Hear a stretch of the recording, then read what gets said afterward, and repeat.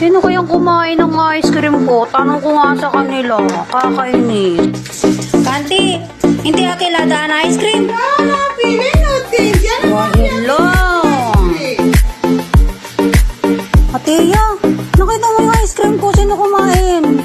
No, I not see. Saan kaya yun? Si Roslyn? Si Roslyn? Oh.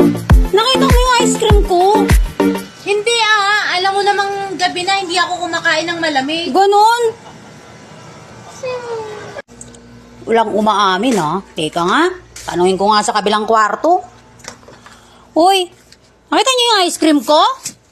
May kita yung kumakain ng isda dito. Kita mo isda nga ang kinakain. Ano ba yan? May kumuha ng ice cream ko sa lamesa eh. Bintangan. Hoy, wala kaming kinakain na ice cream. Isda ang kinakain namin. Paano namin kakainin yung ice cream? Ano ba yan? Alis na nga ako dyan. Tignan mo daw sa bila.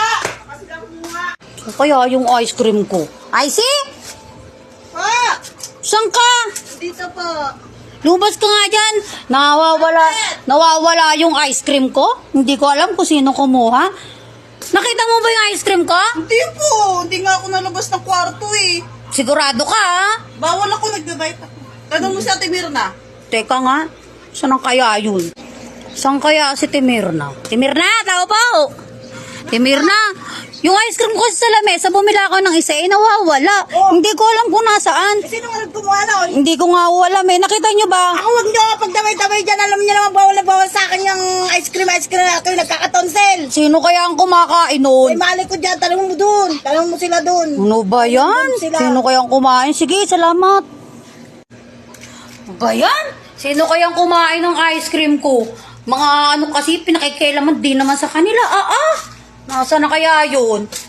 Mahanap nga sa rep. Teka nga, kakainis.